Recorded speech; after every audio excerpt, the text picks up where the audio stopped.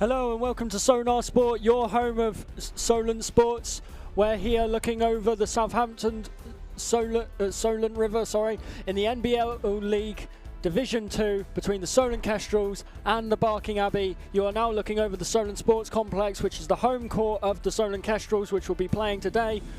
And we are in for an exciting game between the Solent Kestrels, who only have one loss on their record, against the Barking Abbey, which are currently unbeaten 8-0. My name is Samuel Williams. I'm here with Riven Corbett, and we are today very excited for this close matchup. Riven, Solent, facing an unbeaten team, top of the league. They are going to be expected to win this game today, despite the away advantage. What do you think about this game today? Yeah, young Barking team, very inexperienced, but they've shown that they have technical ability and just pure skill on the court, being 9-0. I mean, you look at the form there, there's not a single L on there for Barking Abbey, and it shows when you watch them play. They're well coached, they're a strong team technically, and a lot of size. I mean, you've got a 7'2" centre, you're always going to wing boards, you're going to score from down low, and it's going to be a difficult matchup here for the Southern Kestrels today.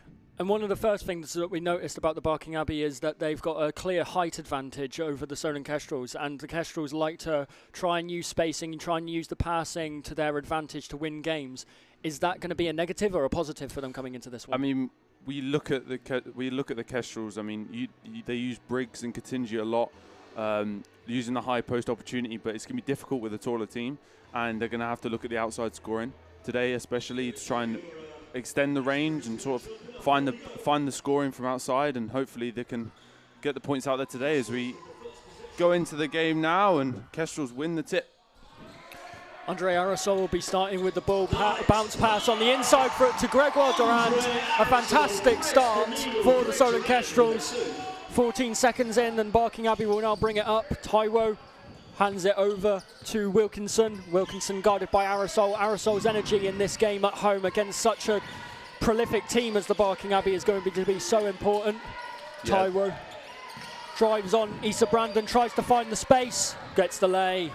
Yeah, as you were saying, Arasol using his defensive tenacity, and you'd hope that for the Kestrels today that he used that tenacity, sort of put the inexperienced guards on edge and sort of put them off driving to the basket and sort of limit their scoring today.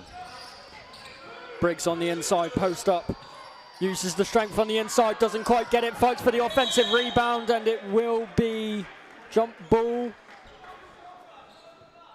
A battle on the inside between Briggs and Taiwo. No, not Taiwo, my apologies. Oberaya. And it will be passed over to the Barking Abbey. Briggs was such an important part of that team last time out that we saw against the London Stars. Do you think we'll see that same impact today? You'd hope so. I mean, a lot of energy inside and just using his big body and sort of slipping his way under the basket and just finding the space when there isn't any. He's drives to the basket, gets the foul, can't get the bucket. Matt Guyman asking for a goaltend potentially and interference with play, I think. Thinking that the ball, he blocked the ball from going down into the bucket. I'm not sure about that one, but interesting decision there by the referee. Well, we talk about Matt Guyman, and he's been so important for this Kestrels offense, the way that they've been able to pass the ball, the way that they've been able to find shots on the inside. I mean, the first bucket of this game, we saw a beautiful pass, found into Durand for the easy layup. Going to be looking for those easy shots as much as they can against a Barking team like this, and one thing that they're not going to want to get caught, they're not going to want to get caught in transition. Yeah, I mean, the Kestrels, very quick team as we see, even for the women's team, a very quick team, and finding the space quickly off the break, and obviously you saw Durand with the bucket there, and I think using that extra pace sort of helps them in this aspect of the game, and you're not really expecting it. Brandon makes his second free throw, putting the Kestrels 4-2 in the opening just over a minute. As Conway will now start with the ball with Durand guarding him closely. Oberaya hands it off over to Luko Savicius. And the ball will go out of bounds for a Barking Abbey inbound. We're well known for bringing up facial hair in the comments box here. However, Obiara, as I think I'm pronouncing it there, impressive head of hair, to say the least. Conway, step back three on Andre Arasol, good! An impressive shot, putting Barking for their first lead of the game, 5-4. Andre Arasol hand it over to Issa Brandon. Garippi finds Briggs. Briggs in his usual top of the key spot, being the playmaker and facilitator. Good pass on the inside to Durand, who gets the and one. And that's a fantastic start. Once again, finding that bounce pass on the inside, finding an easy layup once again. Seeming like a little bit of a consistent type of bucket for the Kestrels starting this game off. Yeah, Durand with the bucket there, and sort of just finding that space inside, was the catching the defenders off guard, and good cut there to find the space, and it just seemed like he got hit in the face there. Hopefully he's all right and can be efficient from the free throw line today. And Durand will be looking to make the third free throw of the Kestrel's offense, which is good. Wilkinson will now try and use his speed on Andre Aerosol, finds the inside, kicks out to Taiwo, Conway, Lucas Avicius on the inside to the post to Oberaya. Oberaya spin on Briggs, puts the moves, glass, no good. Taiwo for the offensive rebound over Issa Brandon. And Andre Aerosol will look to try and get one back on the other end. Good energy there by Taiwo, just to get the board and use the spring in his steps to beat the defender in Briggs and just get the board and helping his teammate out. Obviously, good defense there by Briggs on the defensive end and helping his team out. But if Barking keep that energy on the offensive boards today, Solent Kestrels are in for a tough one. And Andre Aerosol will look to inbound the ball just behind the Barking Abbey basket and out to Garippi. Garippi will scan the floor, move on the left side, kicks out to Durand. Durand driving, tries to put the shot up, and it's going to be called a goaltending. Yeah, I mean, 7'2" has its benefits, but in those moments you get too eager. And I mean, the ball went in, but goaltending was called first, and there's a good Euro step there by Durand just to create space and slow down the tempo and break past the defender. As a violation called there on Barking Abbey, and another turnover. And Aerosol will bring the ball up on Wilkinson. Gives it over to Garippi. Issa Brandon with Tyro guarding him. Drives, kicks it out to Briggs. Briggs tries to find the inside pass to Durand once again. Does not pull off. Lucas Savicius into, and a big block, but no, it's been called a foul. Wilkinson tried for the challenge and it's been called a foul. Briggs convinced that he won the ball on that play, but it will be 2 at the line for Wilkinson. What did you see there, Riven? It looked like a good block. I saw him touch the ball. How much contact he made with the defender is unclear. However, the offensive player did seem to hit the floor quite aggressively, but as we always say, Samuel, I'm not the referee out here. The referee's on the court. And we'll stick with that decision there. And Barking have come out with a lot of energy, a lot of hustle. They've been chucking themselves at a little bit of everything. Do you think that might backpedal them a little bit? I mean, we've seen with one of the buckets that was scored by Durand, caught the defender on the pump fake and found the easy lay and the and one. That's going to be a bit of a worry for Barking if they can't control themselves at the beginning of the game. Yeah, sort of youthful energy obviously can be a benefit as Barking Abbey get the beneficial call there by the referee again. But, I mean, I think that youthful energy can help them, like you said, get boards, and for them, they might crash out early energy-wise, but they keep it up full 40 minutes. As I said, Kestrels are going to struggle. With good defense there by Briggs.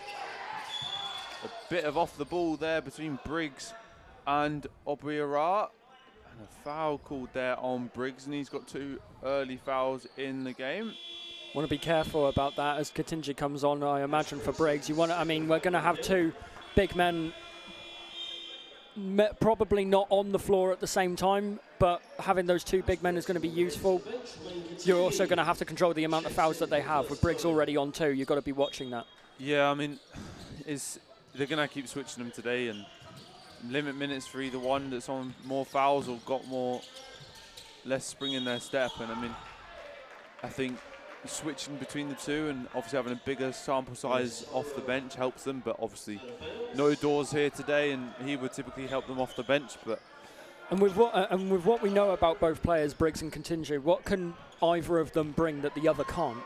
I think Katinji's patience underneath the basket has got to be applauded a lot of the time. I mean, he's just his calmness under the basket just to create that itty bitty amount of space under the basket and just create a shot out of nowhere, really. And I think Briggs has that defense and the energy like we saw with the block, but obviously called a foul. I mean, I think mixing the both of them today will help the Kestrels both score and play good defense against a tall Obira for Barking Abbey. Luco Savicius, good. Called bank? I think not. But good three-point shooting on display already for this game. And my apologies, it was Conway. Okay, good three-point shooting here today for the Barking Abbey already. Aerosol tries to put the moves on Wilkinson, tries to kick it out, and it will be a Kestrel's ball. Yeah, Aerosol getting a bit too ahead of himself, thinking about the next move before he made the current one, and just getting caught off guard there. Durand will look to inbound the ball with Katinje at the top of the key. Issa Brandon on the left-hand side. Finds Aerosol, puts the moves on Conway. Mid-range shot is good. Again, biting on that pump fake is the Barking Abbey defense. Yeah. And Taiwo will bring it. Tries to take on Issa, kicks it out to Conway. Over to Wilkinson to Taiwo. Issa Brandon bites on the pump fake. Can't find the inside shot over to Katinje. Back and forth, tempo's picking up a little bit now as Russell Garippi will look to kick out to Aerosol. Aerosol on the triple threat, tries to find the shot, over, it's good! Managing to make it over Albaraya. Maybe 7'2", but he's 7'5" with the hair. Do you reckon the hair's helping him make some blocks today, or? I think we're yet to see that one. That would be impressive if he does pull that off. There's a missed layup there by Wilkinson, and Kestrel's come up on there. Strong fast break, Brandon with the poster. The jam on from his Issa head. Brandon. Good energy. We talked about Barking Abbey's energy, but good energy there by the Kestrel. He pokes the ball away on another fast break. Will he do it again? No, but good, calm left-handed layup. Issa Brandon has come out fast. Good, strong energy here by Brandon just to put his team ahead. 6-point lead with 4 minutes 38 left in the first quarter. Wilkinson, Oberaya playing the screens quite often. Conway trying to find that mid-range shot, no good. Issa Brandon, energy on the boards as well, as they will try and slow down the tempo, using the traditional horns play that Kestrels like to try and utilise as much as they possibly can. Aerosol on the right-hand side, pump fake. And a battle, and Lucas Savicius getting a fantastic steal off of Aerosol. Wilkinson coming down the other end. Taiwo.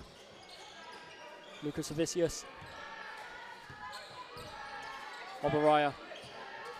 Possibly the first post battle between the two bigs.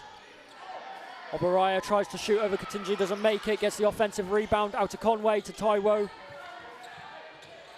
Awkwardly passes it over to Lucas Savicius, who tries to go for the mid-range jump shot, and it's good. A tough shot from Lucas Savicius. Had a couple tough shots to Barking Abbey, but they're managing to make them. Not the most high-efficient shots. I mean, they're a young team, inexperienced, like I said, and I mean, that inexperience catch up with you making difficult shots, but they've got the skill and the basketballing ability to just keep making them. And Taiwo will come up on the other end in transition. Conway for three. Good! Conway is on fire from three-point range. Given as a two, I think he had a foot on the line, but I mean, I think they have that intent here today to make those threes and keep the energy going. I mean, it's a strong team, like I said, and I mean, they're lossless, unbeaten for a reason. Sorry, as Katinji catches Obiara off guard, and three substitutions here for Barking Abbey, and Hughes will come on for Garippi.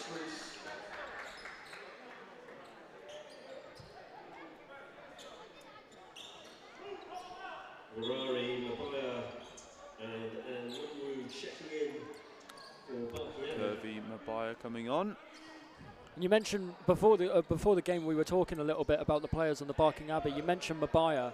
What kind of things that he is? I mean, he's a player that's played. You mentioned something about an under-18s FIBA level. Yeah, under-16 FIBA just a year ago, to put it into perspective for Great Britain. I mean, averaged 11 points at the competition. Just played the 3 games in the group stage, but it shows that he has ability, and being 6'6" can help again on the boards, and his scoring ability cannot go unnoticed. I mean, 11 points against Estonia, 14 against Ukraine. I mean, it's a youthful team, but as I keep saying, they're very strong in basketball and ability, and That's what they need at this level to be successful, clearly. I mean, being unbeaten and being top of the table has its perks, even if you are a young team. Well, despite the couple of highlight plays from the Solent Kestrels, it is 17-15. This still very much is a very close game in this first quarter, as we have 2:38 left on the clock. Level in fouls with 3 shared between the two sides.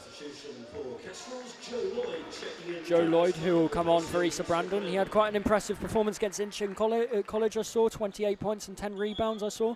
Yeah, strong player. I mean, he's one of those ones that come through the Incheon College setup. I mean, very strong player. And I think, again, like we said, they just need the energy on boards as they lose another defensive rebounder, the Kestrels. But typically a guard is Lloyd, but he can help the Kestrels out today.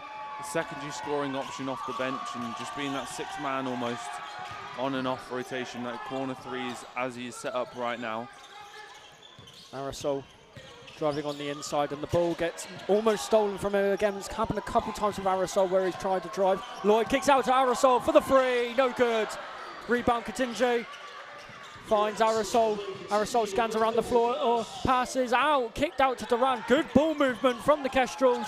No foul called, and there is a foul eventually called for the bump on Andre Aerosol. Talk to me there what you saw there, Riven. I mean, they were forced into those good passes, but even though they didn't necessarily get fully completed and looked a bit messy, it was good ball movement there by the Kestrels and just working its way around the 3-point arc and finding the open man, forced into a foul were Barking Abbey. But I mean, good intent there by the Kestrels as Aerosol comes off for Russell Garippi. But I mean, it shows that Kestrels want to take it to Barking Abbey today. Obviously home of Artness, strong crowd here today. Durand with Taiwo, guarding him, kicked out to Hughes, to Garippi. Garippi with Wilkinson guarding him. He receives a screen on the left-hand side. Garippi will take that pull-up jumper on the left-hand side. Good shot from Russell Garippi. 20-15 with 1:37 left on the clock. Mabaya will pass it over to Yuanwu. Mabaya on the inside, tries to find the layover. Lloyd, no good. Garippi now bringing it up the other way. Hughes on Taiwo. Taiwo with the big block. Statement block from Taiwo. And the Kestrels will have possession of the ball again with 18 left on the clock, on the shot clock. Yeah, I mean, very vicious block there by Taiwo, and just, again, the youthful spryness about him and just the extra effort as the Kestrels almost trapped here on offense. Durand at the top of the key. Drive to the basket. Looping layup, no good, but Katinji gets the boards. Big man, big bucket there by Katinji, and as I said, finding that space inside, and Barking Abbey come at the other end and can't give away the Kestrels. Can't give away those easy points. Wilkinson comes up the other end, too fast for the defense to transition back into their defensive setup. And Durand will have the ball. Drives out to Lloyd in the corner, no good. Air ball over to Katinji. Katinji doesn't find the bucket. He's scrambling for the ball, and the Kestrels get the ball back again. It's happened quite a few times where the scrambles for the ball on the offensive end has happened for the Kestrels, and the ball has gone their way. On those second chance points where they've got the reset and they've got the inbound, how have they got to take advantage of that against a team like Barking? I mean, it was a great pass from Lloyd from a corner 3 to Katinji there, but I think just that, like, the extra effort as Katinji goes up for the layup, can't get it to go, and Grippy good board there. But as you said, yeah, I think just to being that more aggressive team on the boards will help them. I mean, we spoke to Andre and Isa last week. They said they're enjoying life here. It's a good team spirit about it, and they like this team. They like each other. They think they've got a good setup going, and sort of that building that team connection, that team cohesion. Just that alone can help you win these sorts of games where it's close. Maybe 5 points difference right now, but it's a team that at the top of the division that haven't lost a game. Is Lloyd for 3, gets it to go. 8-point lead, and a strong 3 there by Lloyd. Rabaya will now try to return it, and no good, as that is the end of the first quarter. 25-17 to the Solent Kestrels. How must Matt Guyman and his team be feeling about the way that his team are playing right now? Good start, great start. I mean, apart from the block from Taiwo, I think Barking Abbey have shown that they're struggling right now against the Kestrels, and Kestrels are finding the spaces and just beating the other team quite simply. I mean, it's the simple buckets, whether it be driving to the basket, Katinji getting the boards, that sort of thing. It's pretty simple basketball right now, and Kestrels are beating them sort of at their own game, getting the energy and on the boards. As we see the Solent cheerleaders, Solent Ravens.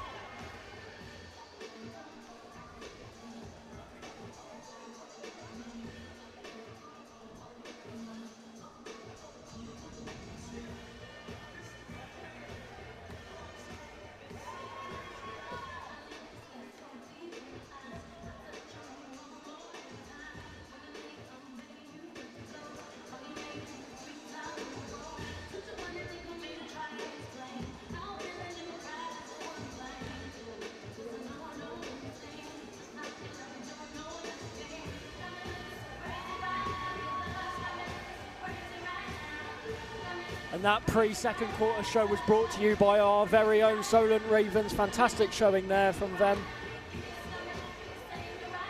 And looking towards more to the Barking Abbey bench, they're unbeaten, so they come with this confidence, maybe a slight bit of arrogance or complacency, I don't know. We don't want to go so far as that because it is only an 8-point lead in the first quarter.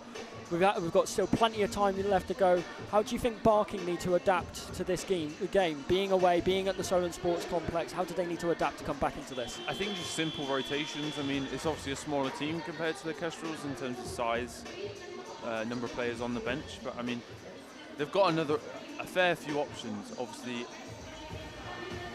Kufu coming off the bench, may only been born in 2008, but can bring again that youthfulness that they thrive off of, and obviously working for them at the moment in Division 2. I mean, 2008. 2008, yeah. Christmas is coming up. I'll be asking for a walking cane at this rate. Russell Garippi will now hand it over to Hughes on the right-hand side. When's your retirement party, Sam? Better be a good party. That's all I've got to say. We're living in a Katinji party right now as he finds a shot to go and creating that space. As I mentioned, I don't want to toot my own horn, but I may have predicted his impact offensively so far, as good defense there by Katinji and Garibbi connecting on the defensive ends. Poked away and a dunk. Oh, he misses the dunk. And Yamwo misses the dunk, and just again youthful complacency. Garippi will now try and put the moves on Taiwo. A beautiful pass on the inside to Hughes. Finds Katinji again. He's been very important for them over the past few minutes. He's lacked a little bit of finesse on the inside at times, but he's been there, he's been consistent, and he's been a volume shooter on that inside lay. Yeah, finding that space, like I said, I mean, all he needs is that tiny itty bitty little bit of space under the basket, and he tries the layup and he just keeps fighting for the ball, and just the extra hustle help the Kestrels on the offensive boards today as they switch up the defensively with a 2-3 zone, forcing Barking Abbey with a shot clock at 5. Left hook, counted as a part. Great block there by Katinji. Travel. No travel call. It will be a jump ball and a Barking Abbey ball. Looked like that the referee signaled for a travel, but it looks like it's actually going to be a Barking Abbey ball. As Obiara, yes, sorry. Comes on for Anyuaru. Lock swaying in the wind here in the Solent Sports Complex. And a good steal from Garippi, passes it over to Lloyd on the other side. Transition from Joe Lloyd, making a statement on the game. And it's going to be a timeout called. Players like Joe Lloyd coming into this team, coming out of Itchen College, making an impact. It's just going to deepen the squad even further, and that's what the team like the Kestrels could do. 31-17 with a minute and a half played of this quarter. Can't be disappointed with how things are going. No, you cannot. And you brought up the Itchen College pathway, and I think it's one thing that separates Kestrels from a lot of teams nowadays is you see obviously Barking Abbey with a youth sort of set up through the Barking Abbey London Lions, but I mean, I think that extra pathway just gives them that extra few players on the bench, and obviously Lloyd today already with 5 points off the bench, and I mean, just offering an extra option, just calling them up to games here and there. Obviously Sung's on the bench, we see Dawes now and again. I mean, they can play consistent basketball through the week, but can play for Kestrels on the weekends, and I mean, they offer that youthfulness that Kestrels sometimes do lack, especially compared to teams like Barking Abbey. And I think today, Lloyd has clearly made an impact, and hopefully for them can continue making an impact today. The players will now return back to the floor.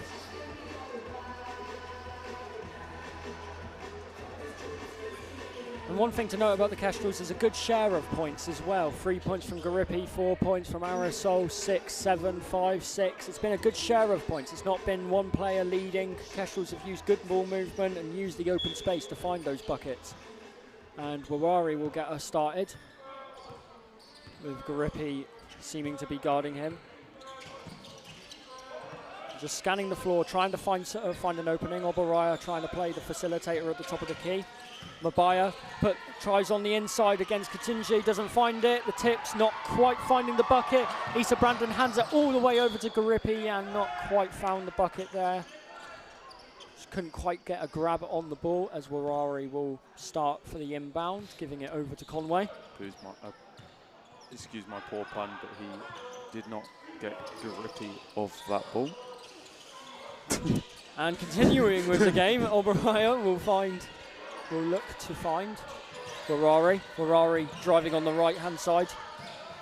Fakes the post-fade shot. Conway on the right-hand side. Pump fakes on Lloyd. Tries to find another three. Doesn't quite find it. Taiwo with the offensive rebound once again. Warari over on the right corner to Conway. Conway takes the three again. A confident three. Air ball. Finding nothing. And Issa Brandon will now try and develop a bit of a play. Passing it over to Garipi. Back to Issa Brandon. Drives, kicks it all the way out, tries to Garipi, but Warari gets the steal. Transition now, spin move from Warari, good bucket. Good strong spin there, and difficult one to take there for Issa Brandon. You saw what he was trying to do. He found the space between the two defenders, but couldn't get to the bucket as a 3-2 zone here by Barking Abbey, and possibly a 2-1-2. I mean, interesting play here by Barking Abbey, and not a common zone, but it seems to have been working here for him so far as the transition bucket there by Mabaya, and it's just a 10-point differential now in the game. Transition buckets have been a very big part of what Barking Abbey have tried to use, using that speed and using their moves on the inside to just put Kestrels on the back foot, essentially. Yeah, I mean, is that an offensive board for the Barking Abbey? They seem to be utilising enough to sort of close the gap for the last few minutes. And if I'm Matt Guyman, it's something that I bring up to my players and sort of just don't switch off defensively and get the defensive rebounds and find the space to box them out, box the opposition out, and limit the second chance points for Barking Abbey.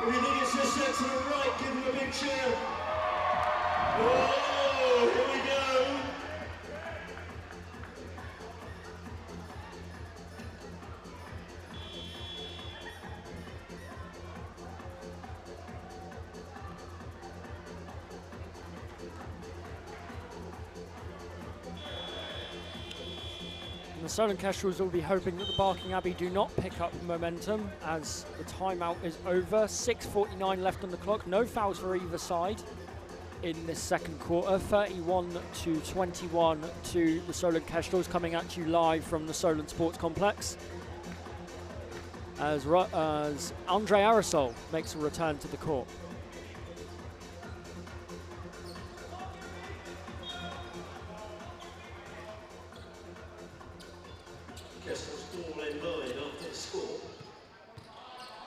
Hand off to Garipi.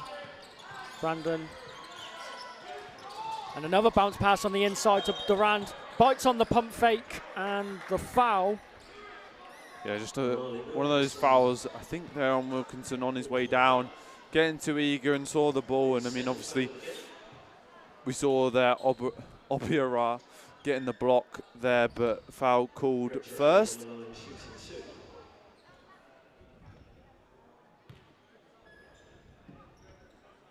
And he makes the first one. And being efficient and being consistent in making those free throws when you have this lead cannot be underestimated for the Kestrels. As Durand will line up for his second free throw attempt. No good. Rebound by Taiwo. He's a Brandon on the back foot, handed it over to Oberaya. And the offensive foul? Offensive foul called there. I'm not sure why. I think for a push off on Warari potentially? Yeah, potentially. I think it might be a legal screen, moving screen, I'm not sure. Seems to be that's what he's complaining about as Barking Abbey set up in the, well, it seems like a 2-3, but switches to a 2-1-2. I'm not sure. I mean, like I said, it works, but Grippy found the space. Katinji got the board, and Grippy thought about the pump fake. Brandon, corner three, just long. And poked away there by Katinji, and it's a Barking Abbey ball. But as I said earlier, interesting setup here by Barking Abbey. It's an unusual zone. You don't see it that often, specifically at this level. Sometimes at youth level, but even then, 2-1-2, it sort of limits the other team inside, and I think it's a way to combat Katinji and his post moves. Forces the other team today with the Solent Kestrels into corner threes and difficult shots. Warari, floater shot over Katinji, no good. Katinji gets the board, but stolen from Wilkinson. Good energy from Wilkinson, can't find the bucket, and Oberaya keeps the ball alive. Warari, no good on the lay. Barking not able to take advantage of the bucket, and Aerosol hands it over to Issa Brandon, the close lay, and the foul! And Issa Brandon finds another one on the other end, and he will take the free throw to put Kestrels ahead by 14 points. And you talked a little bit about that zone, and I want to try and play devil's advocate a little bit. When you've got a player like Katinji on the inside, I know you were saying that that zone helps battle against him, but when he's also a player that's getting the rebounds the way that he is, wouldn't you want a specific player like who has similar size like Oberaya to try and box him out? I mean, a 2-1-2 does limit your boxing out options as Katinji now comes off for Lloyd. I mean, I think that's a good choice there by Matt Guyman. Obviously, he helps on the rebounds, does Katinji. But, I mean, in this 2-1-2 or 2-3 zone, I mean, that middleman or the centre can sort of come out from his typical position and boxing out and getting the defensive boards. But we've seen so far Barking Abbey have that energy to which any person on the court for them can get the boards. I mean, it's clearly a choice by their coach to show that he trusts them getting their boards, even if their big man isn't there under the basket. And travel called there on Obiora.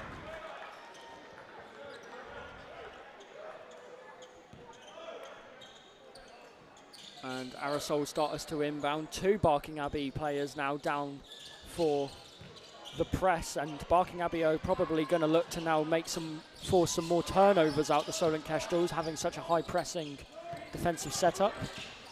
Aerosol kicks out to Durand. Durand, no good on the free. And good tips from Aerosol, and it will go the Kestrels' way. Yeah, good extra effort there by the Kestrels players, specifically Aerosol, just getting that extra tip on the ball and forcing the ball away from the Barking players. Garippi on the left-hand side, finds the bounce pass to Issa Brandon, no foul called, nothing called, and he gets the second bucket once again, and the foul.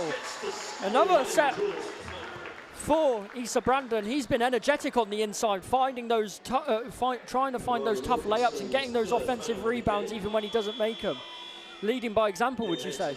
Yeah, second effort that Kestrels have been lacking today, especially with Katinji off the court at the moment, taking a rest.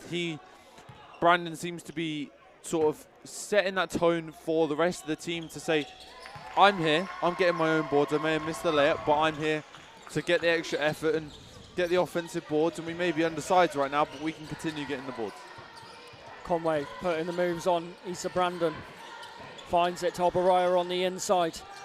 Kicked out to the Wawari. Wawari on the right-hand side with Aerosol guarding him tightly. Offensive rebound. Conway, sidestep free. Conway again from free. He's been lightning. And a collision between Oberaya and Durand. Conway with the 3.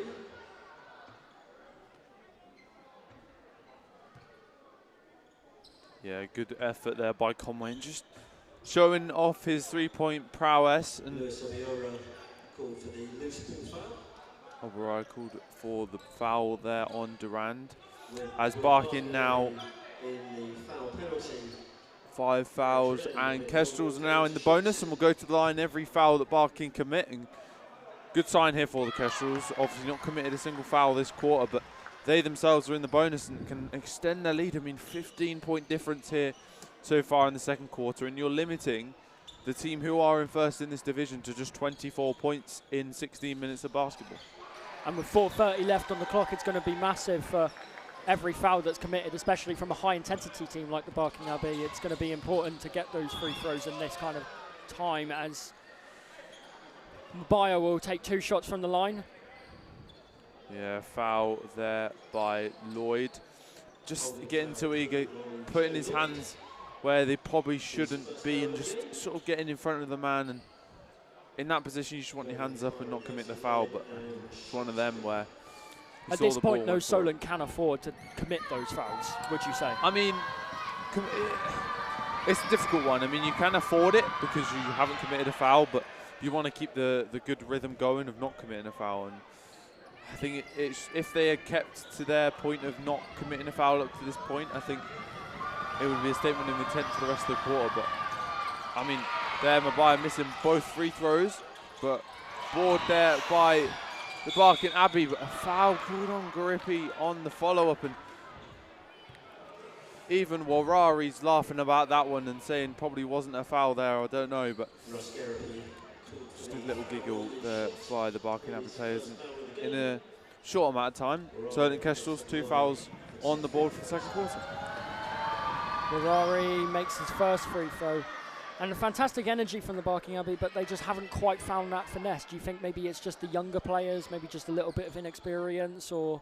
But they are the team at the top. You can't argue with that. So to claim them as inexperienced, I think 8-0.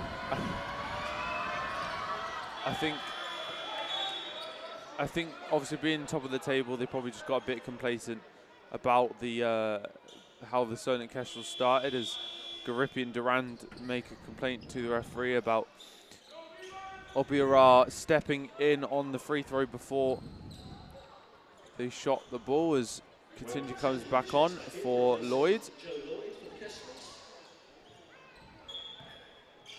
Lisa Brandon will inbound over to Russell Garippi with Lucas Savicius tightly guarding him. Swung over to Brandon, the handoff over to Andre Aerosol. Mabaya tightly guarding him. Garippi moves on the left-hand side, kicks it over to Aerosol. Aerosol for free, good! Extending the lead to a 17-point lead. Wawari will now look to help the Barking Abbey find a return bucket. Lucas Savicius, Oboriora on the inside, scanning the floor with Katinji on him. Out to Lucas Savicius. Screen from Wawari. Drives on the right-hand side. Float, a tough shot. No good. Brandon keeps the ball alive. And transition from the Solent Kestrels. Kicked over to Durand. Durand! On the head of Wawari. A tough layup. And the Barking Abbey are going to have to call a timeout. Great energy. Great finesse on the layup. And once again, another fantastic quarter for the Solent Kestrels. Yeah, Gregoire Durand with the bucket. And I think Solent Kestrel so far have been excellent, I must say. I mean, good energy, and Aerosol hitting the 3 and just putting that pressure on Barking Abbey to switch up their play. I mean, they're struggling to score, even if they are getting the offensive rebounds. I mean, we did mention inexperience. I think they did get a bit complacent at the start. But, I mean, Solent Kestrel's been excellent so far today. You saw, and you might have seen on the stream, Barking Abbey coach is infuriated by the performance of the Barking Abbey in the second half. And the player that he was most infuriated, it seemed, with was Mabaya. I mean, 2 points. Talk to me a little bit about his performance so far. I mean, he did go 0 for 2 from the free throw line. It's those free throws you want to be hitting. But I think as a team, they've not been at their best. And that shows when you're 19 points down. I mean, with Kestrel's possibly in a good seat to give them their first loss of the season, it's not a necessary position that they've been in that often. Probably haven't been that often this season especially, and it'd be interesting to see how they react and whether their coach has sort of added to the pressure or actually motivated them to do better. And how did the Kestrels not get complacent in this scenario? I mean, just keep playing how you're playing. I mean, you saw the Aerosol wanting to hit the three. I mean, Sung now coming on, offering the extra energy as the main point guard. I mean, they may be going small ball, but with Sung and Aerosol and Brandon and Durand all on the court at the same time. But I think just keep rotating and offering different options. I mean, we've seen Sung offensively and I mean defensively can sort of pressure offensive players into mistakes and just keep playing how they're playing, really, Sung. Mawari receives the screen, collects the ball, and the post fade no good, hits nothing but air. And Durand will now bring it on the other side with Mabaya guarding him. Durand looks to the left, Sung with his first touches of the ball of the game. And Brandon, and over to Aerosol as Brandon moves over to the left-hand side, who's guarded by Lucas Savicius. He's bounced past into Brandon once again. He drives and nothing is called as it will go out for a Barking Abbey ball. Yeah, good pin down screen there by Katinji for Brandon to create space inside. Similar to Chicago action, just creating the space, getting the pin down screen, moving off the ball and driving to the basket, off the ball and cutting to the basket. But I mean, didn't come off, obviously poked away and did come off a Kestrel's player. But it's those sort of set plays that can help Kestrel's sort of freshen things up offensively and create the space that they want for their players as Hughes replaces Brandon, who currently sits on 12 points. Good showing here by Isa today. Mawari will now inbound the ball underneath the Solent Kestrel's basket, receives the ball back from Oberaya. Oberaya on the post, scanning the floor with Katinji guarding him. And Katinji accepts the challenge and a foul is called on Hughes, it seems. Yeah, I mean, Hughes sort of helping out Katinji there on the side of Obiora, but didn't get the ball there, just made contact with the player. And I think Katinji did well to defend Obiora there, but just got too over-eager, as I said, he did Hughes there. Obiora does miss the first free throw, and you can sort of afford to foul him if he is missing those free throws, and it seems to be something Barking Abbey has struggled with today. I mean, if people like Obiora are missing free throws, the Kestrels can sort of afford to foul him as I say that, he makes the second one. But obviously they sit on 3 fouls in the second quarter, and I mean, I'll be fine, Matt Guyman, you've done well to not commit fouls. Durand drives to the basket, gets the layup to go, and the foul. Durand will go to the line again for the and one free throw, and I'm thinking that's got to be 4 or 5 times that's happened for the Kestrels, making those tough layups and making the layups through contact and managing to find the and one. Yeah, I mean, the Barking Abbey blitzed the screen there, so they double teamed Sung, and Durand just found the space, and if they keep doing that and Malcolm Sung keeps using that blitz to advantage, pass into the open man, Kestrel can keep using it to their advantage. As Obiora gets some rest time for Barking Abbey as they go small ball for the last 2 minutes of the half. Durand's free throw is good, and Taiwo will inbound to Wawari. Sung guarding very, very tightly to whoever the ball handler is. And Durand will be now guarding Taiwo as he scans the floor. Nothing on offer.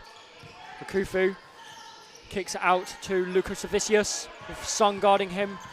Into Akufu, tries to find the layover. Katinji, big block from Katinji.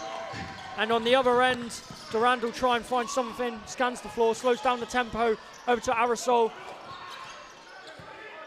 Kufu bites on the pump fake. Over to Hughes, wide open free, no good. And the offensive rebound from Katinji, no foul called. And Taiwo will now bring the ball up on the right-hand side.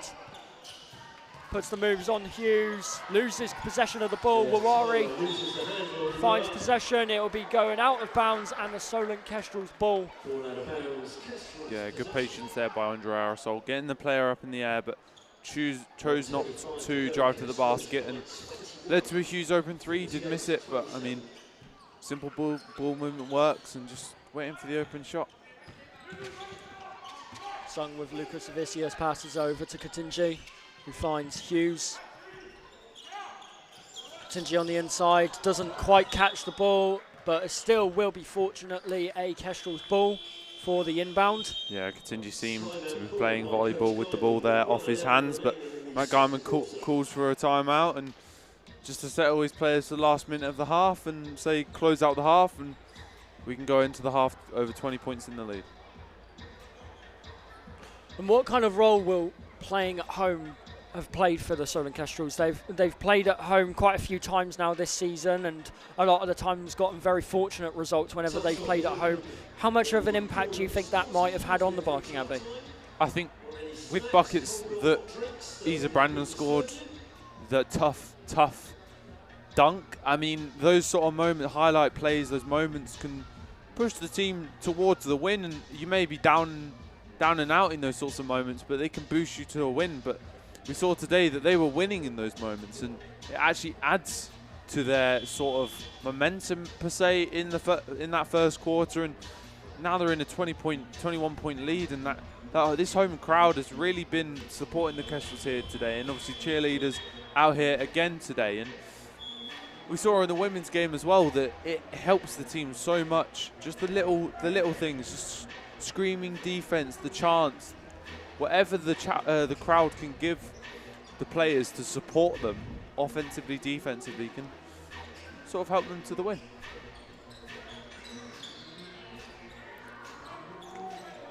.111 left on the clock, 10 seconds left on the shot clock. And Andre Aerosol look to inbound the ball, swings it over to Malcolm Sung, who swings it all the way over to Andre Aerosol. Lucas Avicius guarding him.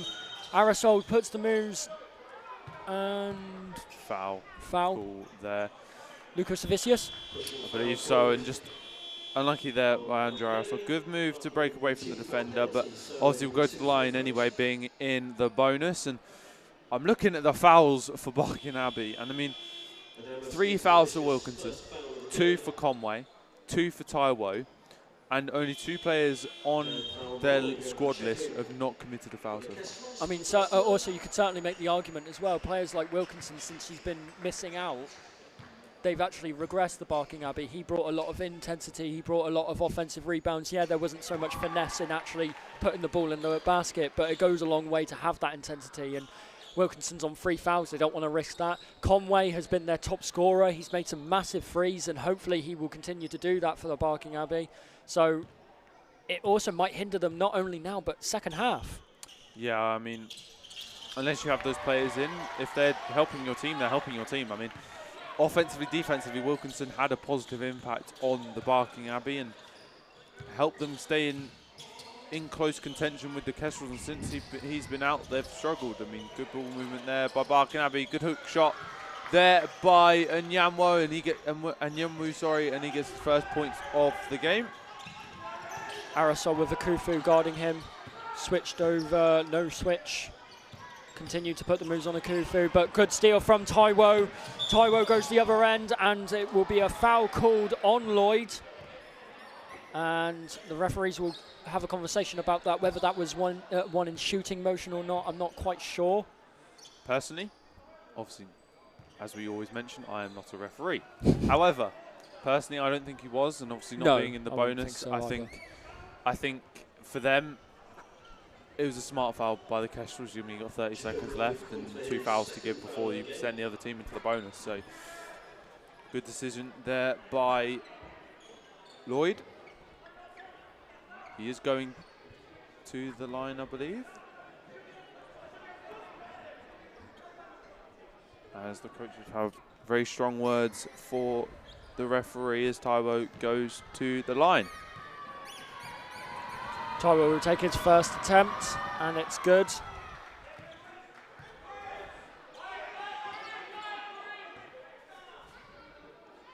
And Kestrel's almost having to be ordered to get into rebounding positions by Matt Guyman. Maybe just a lack of concentration there going towards the end of this half. Yeah, a bit of frustration, I think, on the call, but just need to settle down for the final 30 seconds as they look to go into the second half with a strong lead with 25 seconds left on the clock, 12 seconds on the shot clock. Aerosol looks over to the right-hand side. Hughes finds Katunji. Yanwu guarding him. Puts the shot up. Good. Fortunate on the glass. 10 seconds left on the clock. 52 to 31. Barking Abbey just looking for a nice little bucket here just to end the half off. No good. And Yanwu, no good. And again, nothing going for the Barking Abbey. Just missing out on that little bit of finesse at the end there. That is the first half. Solent Kestrel's lead 52 to 31. Well, quite a special performance so far. Oh, Riven, just very, very quickly, give me a rundown of what's happened so far and what do you expect from the second half? I mean, as I said earlier, excellent performance by the Kestrel so far. 52 points and a half. Difficult to do in the NBL with only 40 minutes in a game, and I think if they continue that form in the second half, it'll be difficult for them to lose. But 21-point difference on the scoreboard right now.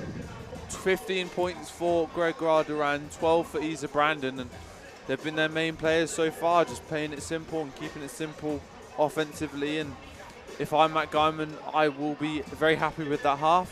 However, the defensive boards is something to be wary about, and hopefully for them they can start finessing that up and keeping the boards up defensively. And and one last thing before we move over to the halftime show, who's the player that we're going to be looking at for the second half? I mean, I think there's been great performances all round. Durand has looked impressive, Isa Brandon. Arisol's been a little bit of a silent killer in that first half. What do we expect from maybe the certain players in that second half? I mean, I think we always bring up Andre Arisol's defense, and I think if he keeps up his defensive tenacity, I think Barking Abbey are going to struggle, especially from their point guards like Conway, who clearly made a difference in the first quarter but couldn't get it to go in the second with limited minutes. But I think Isa Brandon's level-headedness as the main man for them, as I think will help them in that second half. And now for the halftime show, we will move over to our very own Solent Ravens. We will be back with you. I am Samuel Williams. With me is Riven Corbett, and we will be returning to you for that second half. Okay, everybody, please welcome onto the floor the Solent Ravens. Do I have your attention? Do I have your attention? Do I have your attention? Do I have your attention? Do I have your attention? Do I have your attention? Do I have your attention? Do I have your attention? Is you taking notes? 3, 2, we about to go off. Let's go down. Everybody turn up. It's about to go down. The whole spin.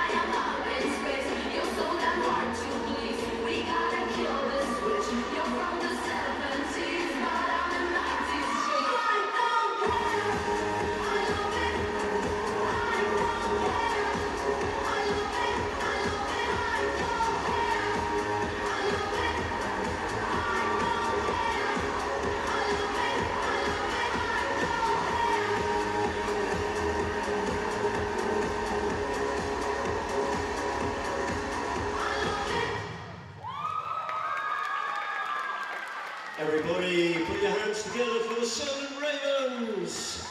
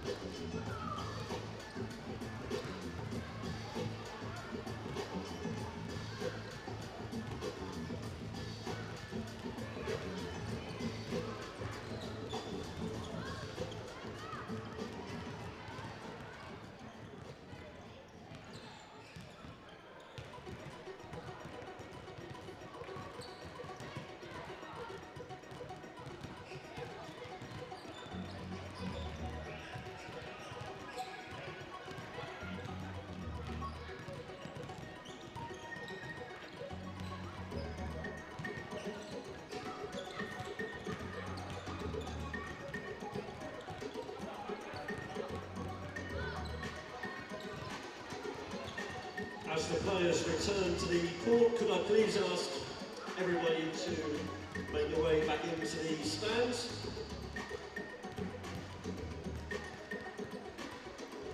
Thank you very much.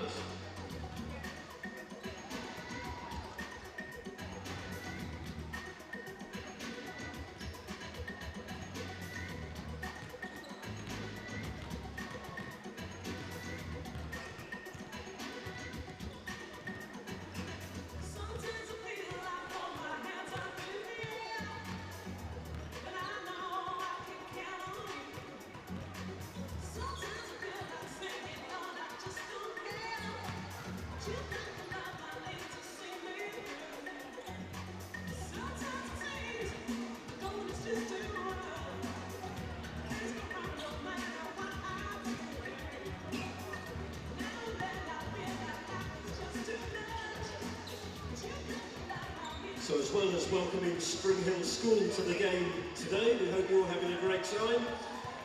We'd also like to wish Ollie a very happy 16th birthday today. Ollie follows Kestrels everywhere, makes a long trip up from Plymouth. So can anybody beat Plymouth today? Anybody travel any further than that to watch this game? I doubt it. Okay, anyway, happy birthday Ollie, happy 16th. Hope you're having a great time. If you're enjoying the game today, please do post something on social media about what a great time you've had. Tag the club, tag the team. For those of you coming to the game tomorrow, there's a change to the original tip-off time. Tip-off for the NBL Cup game against Division 1 Thames Valley is now 5:15, not 4:30 as originally publicised. So tip-off tomorrow afternoon, 5:15. You can catch Solent Kestrels in action again against Division 1 Thames Valley Cavaliers as they seek to progress to the next round of the National Cup.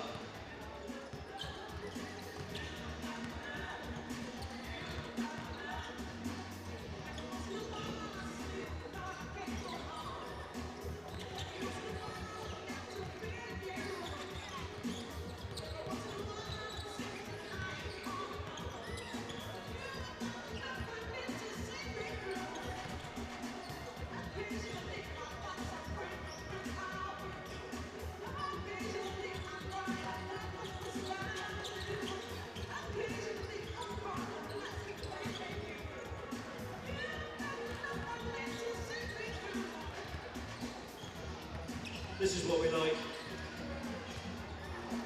John Neal is one of our youth coaches doing an excellent job with the under-12s. His son also plays, but I think he'd kind of forgotten that it was, or it is going to be, Elijah Neal's 11th birthday in 2 days' time. Happy birthday to you, Elijah. Give your dad a right telling off, he almost forgot.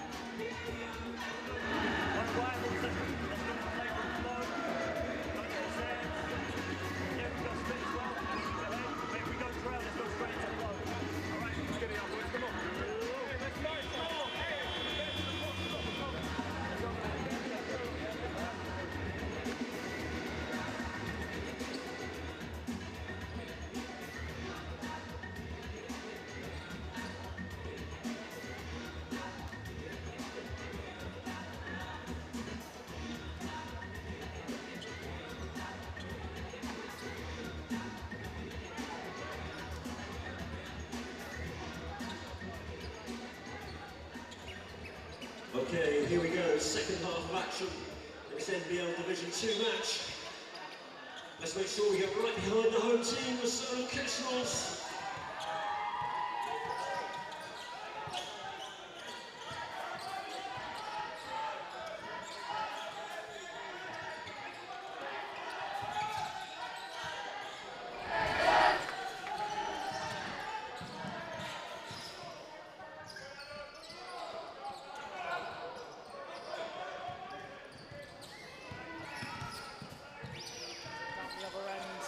Bucket over the top of Issa Brandon.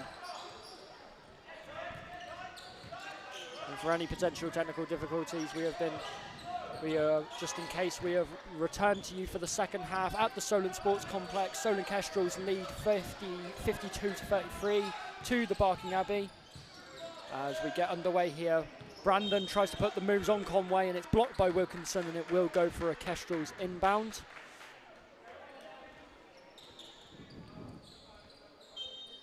And look, Issa Brandon just created that small bit of space as Aerosol tries the three, gets it to go, stares down the coach, really had some words. Bit of extras there for Andre Aerosol. And that's that competitive edge that Andre Aerosol can bring, that AA battery that he truly is. And Wilkinson will try and drive on Andre.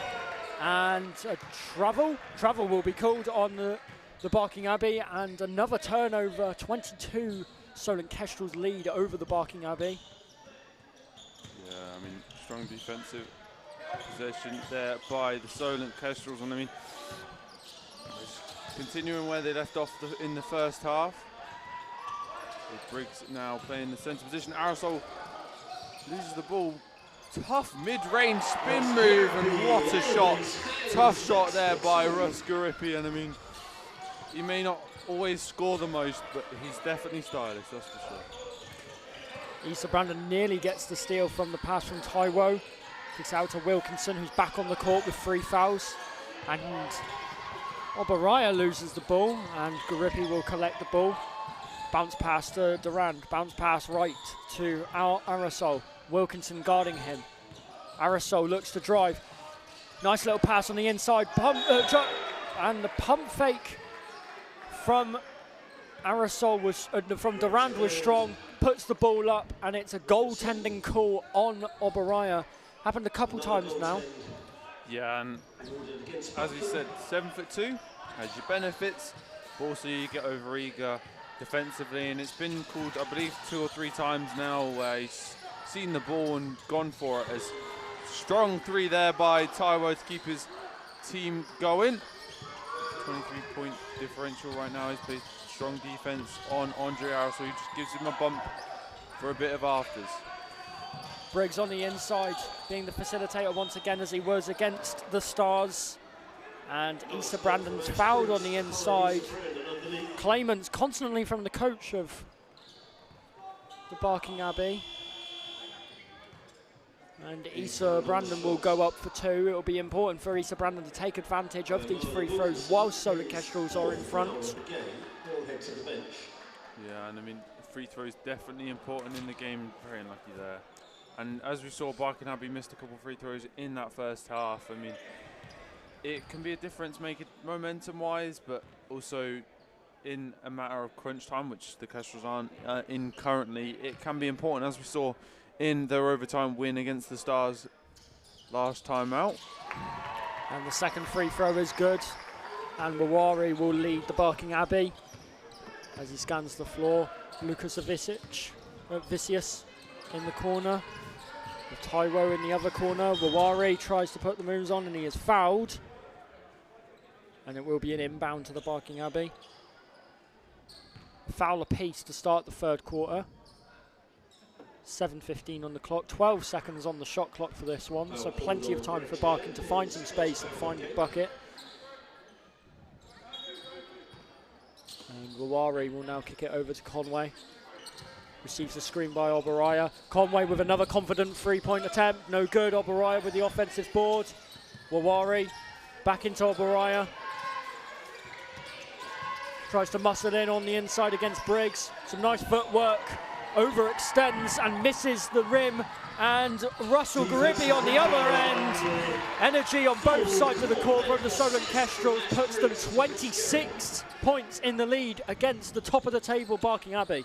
Yeah, I mean, we've seen the switch with Briggs as the big man now, Katinji off the court, but it doesn't really matter when Briggs is playing good defense. As I say that, Obiara does get the jam, but I mean, Briggs does off, as we mentioned earlier, brings something different to that centre position that Katinji doesn't always bring, but Katinji also, as we saw in the first half, very good offensively, but Briggs playing that tough defense. Once again, good ball movement here by the Kestrels. Briggs gets the layup and proving me wrong.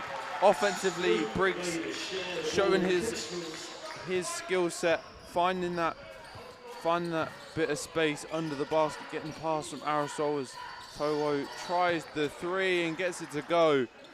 23-point lead for Kestrels continues. Aerosol will now carry it down the court with Conway guarding him. Durand looks to the left-hand side. Briggs, the facilitator, at the top of the key once again, as we saw plenty of times against the Stars. Garippi with Obaraya guarding him. And Briggs sees a mismatch with Tyro.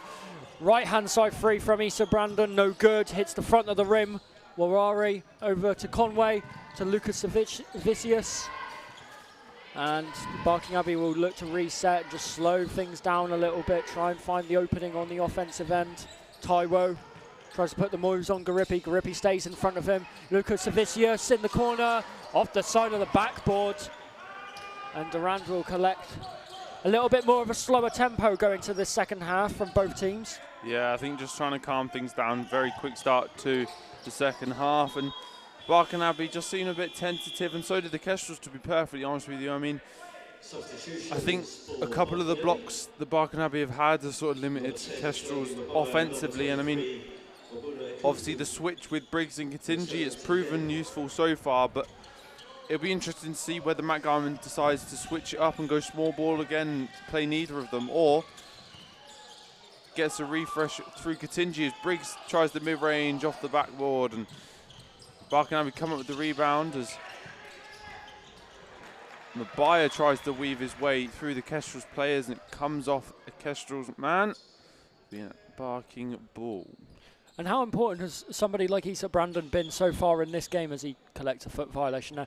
But he's a player that very much leads by example in this team, and it's got to be so important, even when you have the lead, to keep those players on playing to that example, setting the standard, and not getting complacent even when you're in the lead.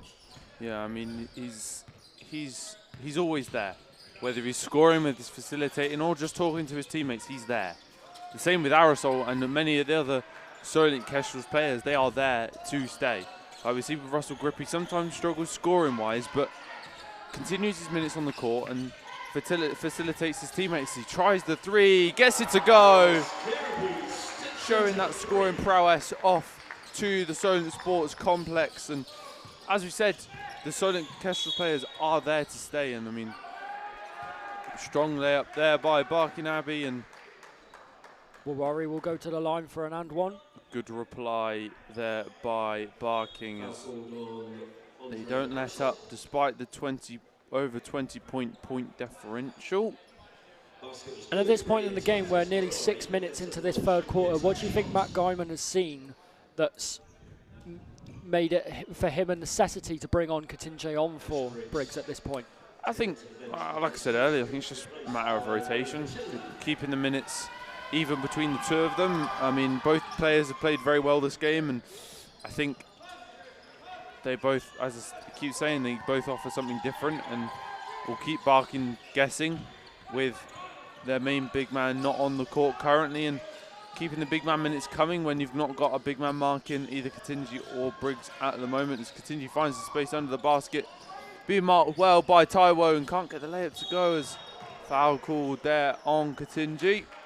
And Katinji has been so important for the Solent Kestrels side in these first three quarters, but just missing that little bit of finesse around the rim, just missing that. He's got that Shaq interior kind of like aggression, but just not that kind of Hakeem Olajuwon sort of finishing, and just trying to be a little bit more careful and a bit more of a softer touch around the rim. I mean, I wouldn't ever compare a Division 2 NBL player to the likes of Shaq and Kareem, but the point still stands. I know what you mean. I mean, that sort of aggression under the basket, like Shaq, like you said, but finishing can come if you keep going up for the shot. I mean, like the typical saying, if you miss every shot, you don't take. Certainly, consistency is most important, even in this great lead that the Solent Kestrels have here at the Solent Sports Complex. Wawari tries to find the inside to Akufu, steal from Katinji. Arisol swings it over to Durand, who swings it over to Issa Brandon, spins, kicked out to Durand, wide open free, Durand with the bucket. And that's Solent Kestrel showing off their defensive variety there, switching up to 2-3 zone and continuing it going, showing their size and creating little space for Barking Abbey to find inside and making it difficult for them to find the mid-ranges. As I say that, Mabaya attempts the mid-range, can't get it to go, but the zone is working for Kestrels in the limited sample size, but it seems to work in limiting their inside scoring, I mean, and sort of making themselves big and known inside as Brandon tries the layup and it's blocked, but deemed to have been fouled as he went up. Foul called there on Mabaya. Barkin's second foul of the quarter. And it must be so positive for the Kestrels. You've seen players like Joe Lloyd making more of an appearance. We've seen Sung come off the bench. Sometimes, a lot of the time when it's a tighter game, you don't see those players turn up. Do you think it's a bit of a risk, even with the lengthened lead? And even though the lead isn't really changing too much, you've got players with big egos that want to play in these big games. Do you think, or do you think maybe there's? I mean, we've talked to Issa Brandon, we've talked to Andre Arisol, two players that very much are very kind-hearted players who are all team orientated, but they are also individual players that also want to get success of their own. I mean, like you said, I mean, we talked to them and they've said they enjoy playing here and it's a great team mentality. But like you said, I mean, deep down, some players will be annoyed with playing, but in a game like this, they'll be just happy that they're, 26-point lead and beating the team that's first in the division. They won't care who's on the court. They're just, I'm sure, we're happy that they're winning in this moment. I mean, Lloyd's been very pivotal for their lead at the moment, if we're being honest. 5 points off the bench and sort of scoring that important three in that first half. And Gregoire Durand with the change of tempo, Euro step, great drive to the basket, timeout called there by Barking Abbey, extending the lead to 28 points here in the third quarter, and Solent Kestrels continuing how they started that or ended that first half. I mean, how important has Gregoire? It's a name that we don't bring up too much. Is Gregoire Durand? I mean, on both ends on the court, he's versatile, and especially versatile on the offensive end. He gets offensive rebounds quite consistently. He finds the inside step on the man that's guarding him, hits his wide open shots, looks for the mid-range shot. He's been so versatile all season and sometimes can come down as a little bit of a silent assassin. And in this game, he certainly proved that. Yeah, I mean, Gregoire Durand's been very pivotal today. I mean, 22 points on the board, you can't really complain. I mean, he's a player that always in the starting five, but doesn't necessarily always get the most points on the board, but is pivotal to their sort of team mentality, per se, of like keeping the teammates going and make sure his team remains ahead. And those 22 points today has sort of made the difference, quite literally, with obviously 28-point lead. His 22 points, very important to their lead, and hopefully for them ending a win for them today. And you talked about team mentality. I mean, if the Kestrels can beat a team like this in the fashion that they have, if they can continue this for the rest of the 2:33 of the third quarter and into the fourth quarter, beating a team like this, they've got to feel like for the rest of the season we can beat anybody. And especially facing again, to continue as well, facing against Thames Valley Cavaliers tomorrow in the Cup. I mean, they are a division up, so that brings on a whole different challenge. But this Kestrels team have got to feel like they can beat anybody at this point. Yeah, I mean, it's a great way to sort of start the weekend in a doubleheader where you're playing again tomorrow. I mean, obviously the women won earlier today and it was a close match, but they end up winning. You'd hope that sort of played an impact on the men. They sat watching the grandstands and watching their female counterparts win that match. But I think in the doubleheader over the weekend, I think this first match sort of sets the tone. And yes, you said division up, Division 1 competition, but I mean, they're playing very well at the moment, and playing as if they're the ones at the top of the league and with unbeaten. But I mean, the Kestrels, if they play like this tomorrow, could take it to the Thames Valley Cavaliers. And Thames Valley Cavaliers not had the best start to the season, but not had the worst. They're sitting sort of mid-table. I mean, they will want to progress through the cup, but at the same time make sure that they focus on the league and not get relegated from the top division. I mean, if I'm Matt Guyman and the Solent Kestrels, I'll be saying, play like this today, and we'll take it to the Thames Valley Cavaliers, and we could go out the win and progress through the cup. More on that game to come later into the match as Katinji backs down on Mabaya, and a foul called on Mabaya. Yeah, I mean, just moving his feet, Katinji forcing him to sort of reach round his body and forcing the foul. Although light against a big player like Katinji, it's a foul every day of the week, especially if you make contact multiple times on the offensive player. The referees are going to call it every single time. Katinji using that matchup every time as he works the pivot roll, faking the 2-dribble handoff, finding the pass to Gregoire Durand, who drives to the basket, finds Andre Aerosol, pop fake the 3, tries to float side of the backboard.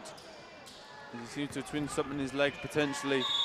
As Barking Abbey got the other end for an and one bucket. Conway with the fortunate bounce off the backboard, as he will get one at the line. Try and pull this back to a 23-point deficit. Yeah, Andre Aerosol seemed to have possibly twinged something in his leg there, I'm not sure. But Russell Garippi and Isa Brandon come on. It looks as though Andre will not be leaving the court. It'll be Lloyd and Durand to make way. And Aerosol, I think, just making Matt Guyman known and aware of his leg issue, and possibly just telling Russ Garippi that the sort of set plays they want to be running on the next offense.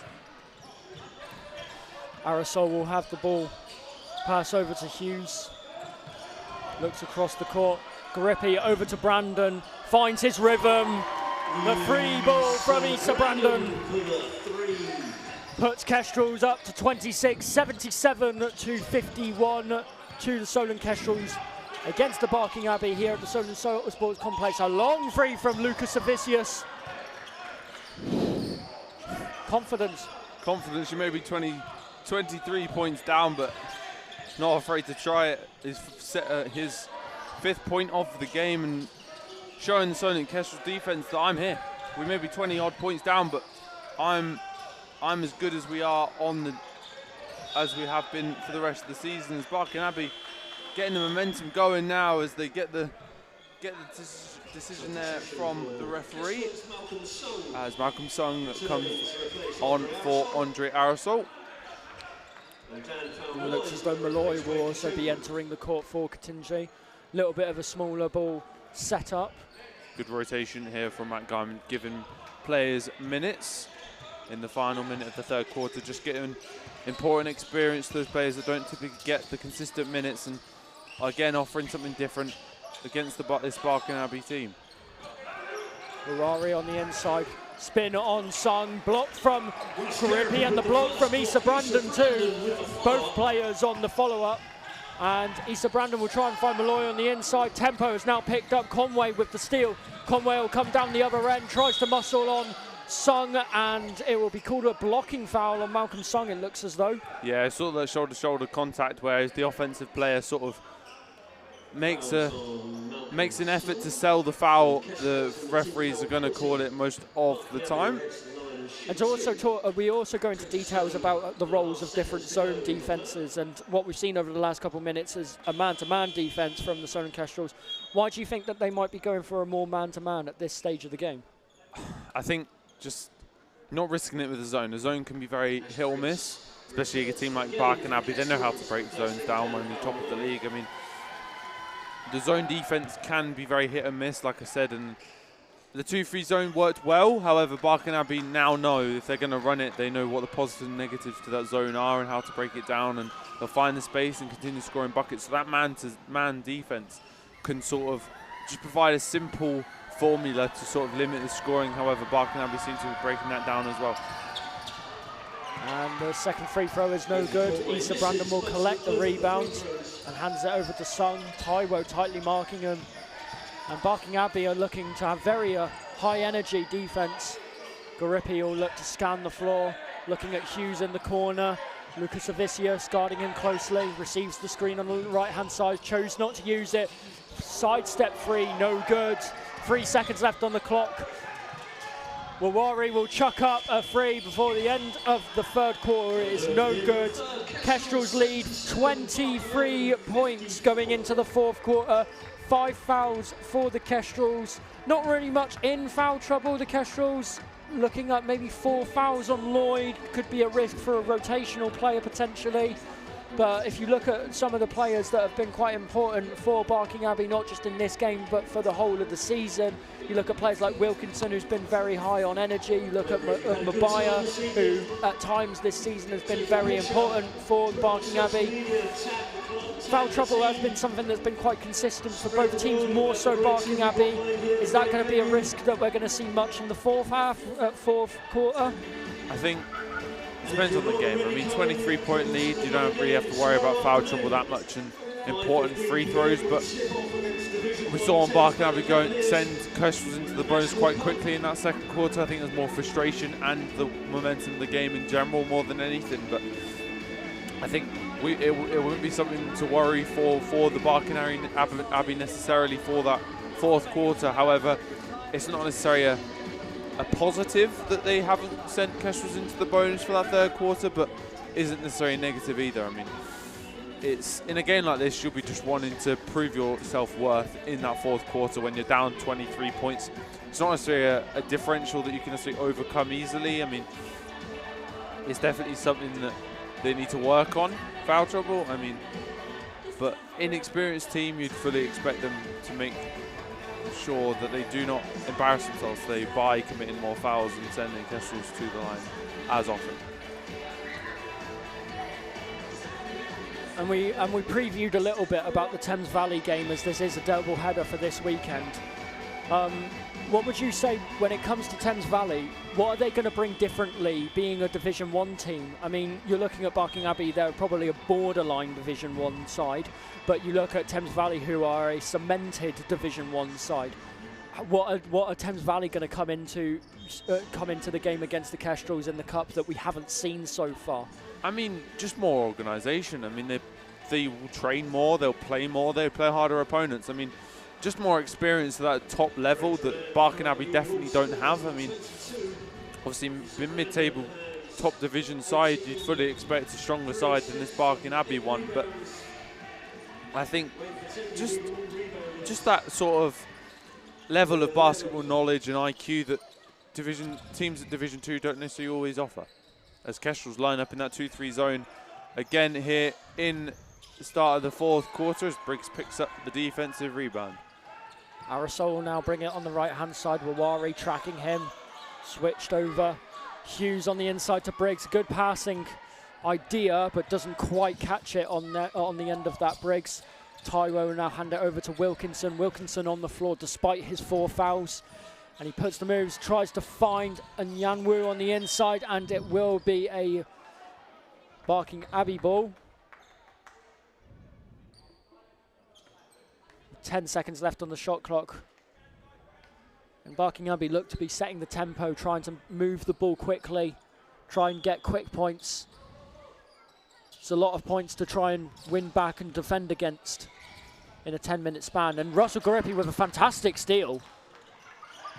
And tries to find Lloyd, and Lloyd's not even facing the right way. Hughes, my apologies, and Hughes wasn't facing the right way, and Wawari will now bring it up for the Barking Abbey. Those are the sort of mistakes you don't want to be making against the likes of Thames Valley Cavaliers. I mean, Thames Valley Cavaliers are a very strong side, like I said a minute ago. I mean,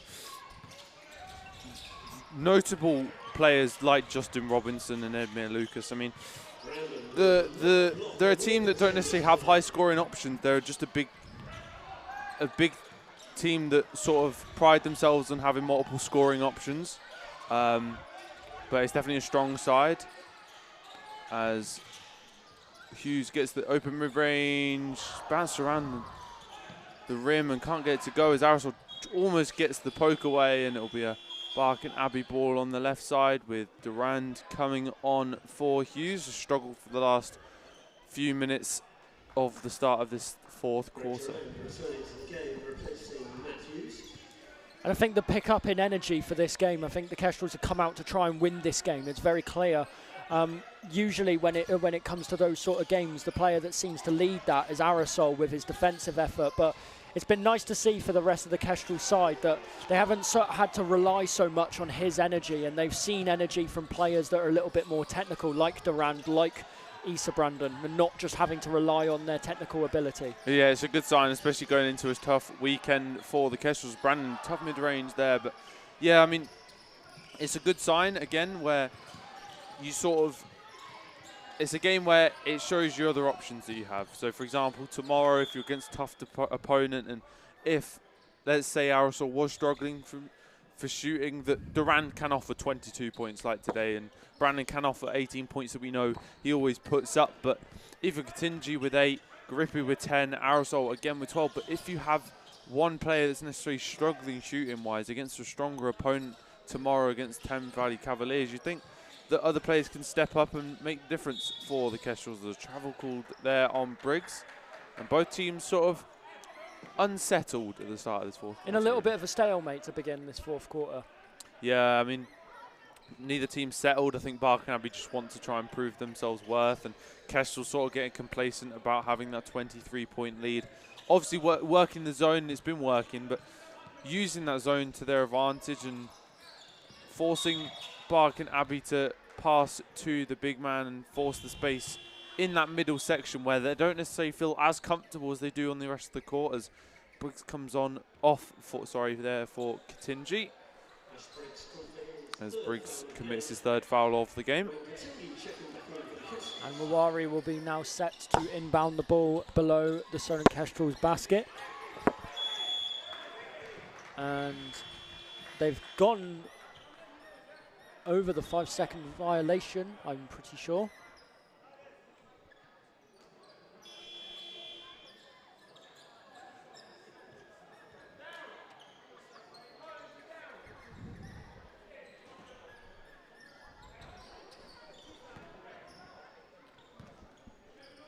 And now Arisol will begin possession. 7:15 left on the clock. Brought to you live from the Solent Sports Complex. Garippi, bounce pass over to Issa Brandon, finds Katinji. And Nyanwu guarding him, blocked by Nyanwu. And up again from Katinji off the glass and in. Katinji proving to be too powerful on that inside block. And finding the basket. Yeah, that extra effort just to put up the ball once again off that block, and showing extra effort where Kestrels have been lackluster today, and Barking sort of beating them in that aspect. But Katinji using that inside space as once again receives the ball from Garippi, baits the foul, gets the oh, it's a travel called on Katinji there, and I think he knew it. The shot will not go, but Katinji just unlucky there to not get the shot down, as they lead by 25.79 to 54 with 6 minutes 34 on the clock in this fourth quarter. And it's good to see Katinji active on the boards in the scoring. He was missing out in the game, I'm pretty sure, against the Stars. What were they missing in that game that they didn't essentially have so much of without Katinji? I mean, just the constant rotation with him and Briggs. I mean, it's something teams definitely struggle with many teams coming away to the Solent Kestrels. They have a limited roster, and I mean, against the Solent Kestrels to have very good two very good bigs in Katinji and Briggs, as we see there, good defense there by Katinji to force the travel by Abira. But I think just that constant rotation of two big men, and on a good day you'd have doors as well, but it's something teams don't really struggle with away from home. And coming to the Solent Sports Complex when you have two bigs that arguably could play Division 1 basketball, I mean, it's just that constant pressure inside defensively and offensively that teams struggle with on the boards and scoring, and just that constant defensive pressure that Briggs and Katinji offer constantly. Grippi trying with the behind the back pass, doesn't quite pull off. Lucas Avicius, and the ball will go the Kestrel's way. Quite a lot of turnovers from the Barking Abbey, quite a lot of travelling violations, lost the ball on the 5-second violation, lost the ball on the out of bounds. What do you think? I don't think the coach is going to be very happy coming away with this, with the amount of turnovers that they've had, the amount of mistakes that they've had, the amount of open lanes that they've allowed the Solent Kestrels to find on the inside. A lot of bounce passes leading to players like Durand, like Issa Brandon finding those layups and biting on the pump fakes.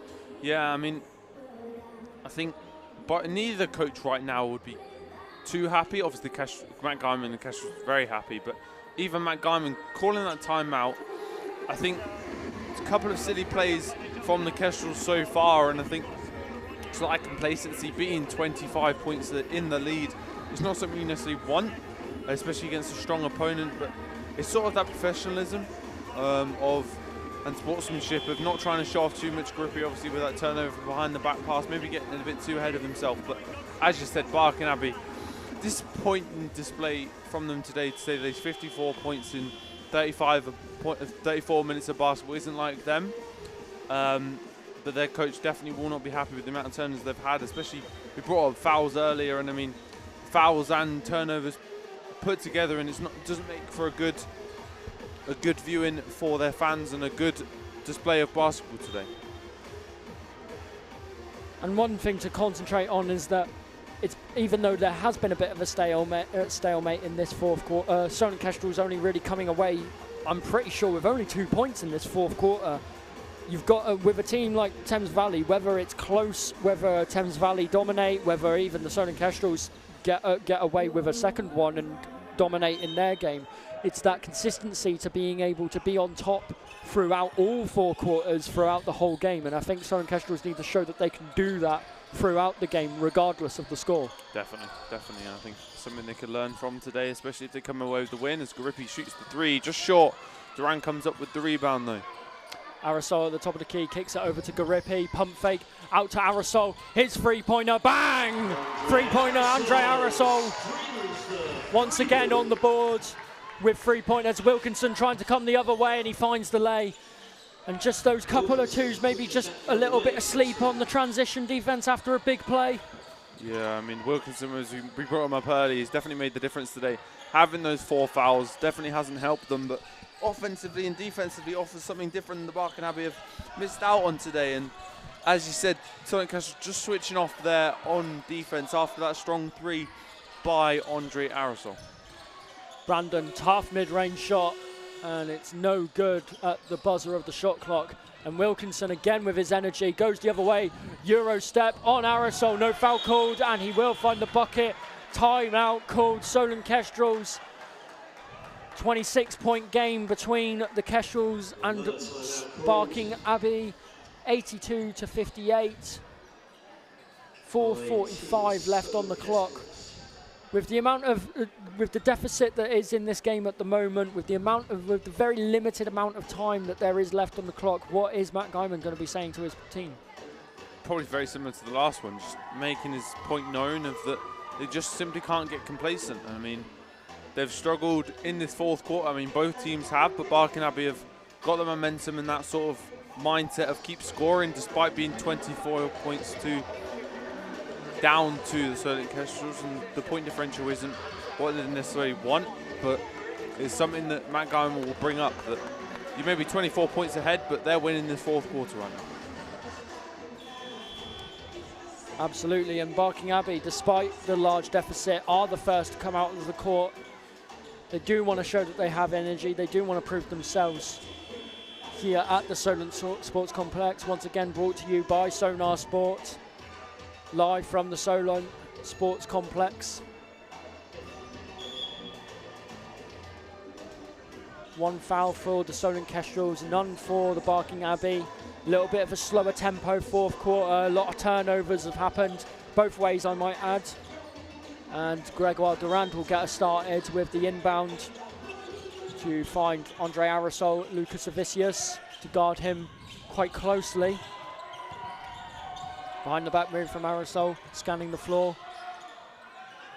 Durand cuts, finds the open man for Issa Brandon, bites on the pump fake, his three-pointer off. Offensive rebound by Gregoire Durand, and again offensive rebound by Katinji. And Kestrels, this time unfortunate on the offensive boards and on those second chance points. Wawari on the left-hand side, out to Conway, his three-pointer, confident three from Conway. And Arisol will begin us again, once again.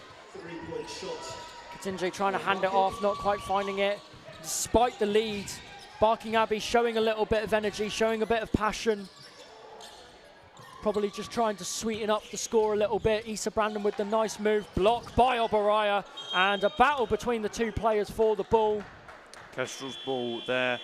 And yeah, like you said, I mean, we said that Matt Guyman would probably be saying, don't get complacent, and Kestrels continue to be complacent. I mean, they attempt the good ball movement, and it seemed to work, but just switching off defensively a couple of times there, and they're not helping themselves out here right now. But they are 20 points to the good as Lloyd attempts the fadeaway mid-range. Durand over to Issa Brandon, guarded by Oberaya. Durand drives on Conway, tries to get the top shot, no good. And Wilkinson will now use his speed to bring it up on the other end, and there's a foul called on Durand. Greg Durand with his second foul of the game. And the second foul for the Kestrels. Just need to be able to just speed up on that transition defense, not allow the Barking Abbey to pretty up the score a little bit and try and make it not seem such a dominant performance from the Solent Kestrels, but they certainly come out to play the Kestrels, certainly come out to try and win and try and find the right baskets. Yeah, I mean, it's simple points for Barking Abbey here in the fourth quarter. Just getting that quick transition buckets. The Kestrels love to get themselves, but defensively they seem to be struggling right now in transition as Katinji fights for the rebound. Durand comes away with it. Arisol will look to slow down the tempo. Tween on Wilkinson, a bounce pass over to Katinji. And he drives past Oberaya. Three-pointer from Arisol, hits nothing but air, but collected by Lloyd. Swung over to Durand. His three-pointer, no good. Oberaya with the rebound, an attempted steal, and a bit of a clash for the ball there.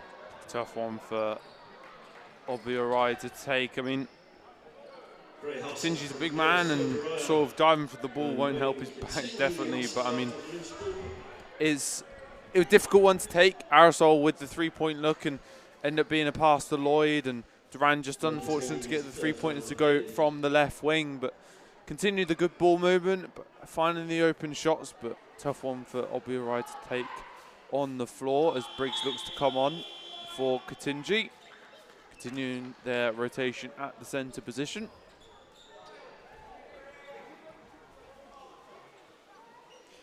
And it would be an understatement to say that this win for the Solent Kestrels would feel as sweet as a banana split sundae. That one is a unique commentary line, to say the least. It's almost as if you've tried to fit banana in randomly there. I'm not sure about that one. Continuing on to the game, as Conway will now be inbounding the ball into Wilkinson. It's one of your worst ones, son. One of your worst. Wilkinson with the tough lay, no good. As it will come off of Arisol at the end there.